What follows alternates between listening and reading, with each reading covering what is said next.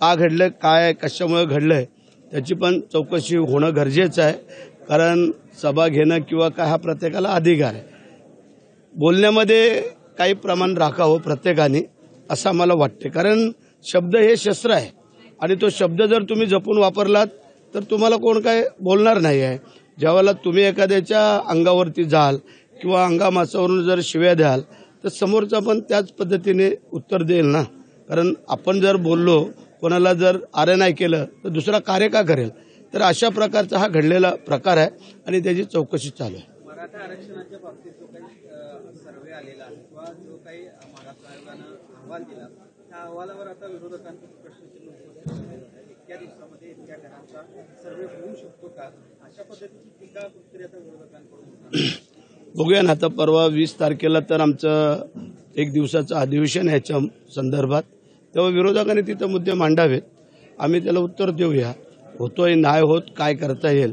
जे तुम्हाला काहीच जमलं नाही ते जर आम्ही करतोय तर थोडं स्वीकारायचा तर प्रयत्न करा. जर आम्ही चांगलं काम करत असलो तर स्वीकारा, चुकीचं आणि वाईट काम करत असलो तर स्वीकारू नका. परंतु जे अनेक वर्षापासूनच्या ज्या या समस्या आहेत ह्या जर सुटण्याचा प्रयत्न होत असेल तेही दुसऱ्या कोणाच्याही आरक्षणाला बाधा न येता हे असं आपल्या मुख्यमंत्र्यांनी पहिल्या दिवसापासून आजपर्यंत सांगतात. उद्या पण ते बेहद तर काही हो. मग असं असताना इतर लोकांना पोटसूळ उठायचं कारण काय.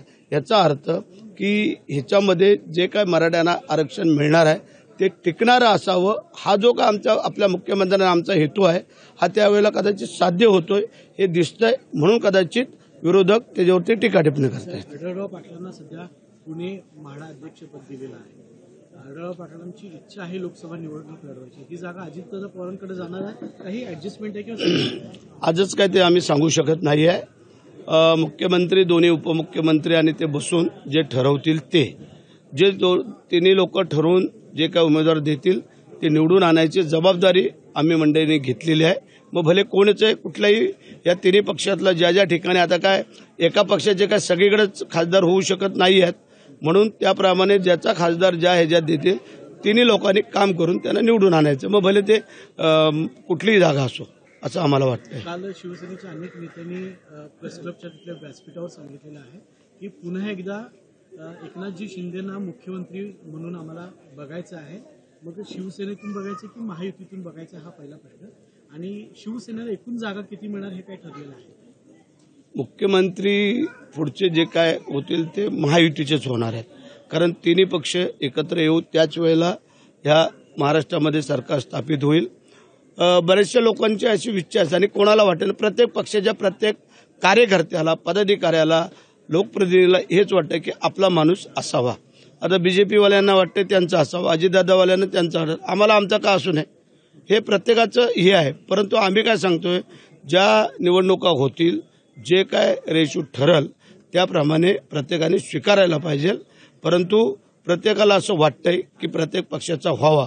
त्या अनुषंगाने जर आमच्या पक्षातले काही कार्यकर्त्यांनी जर ते बोललं असेल तर चुकीचं काय नाही ना.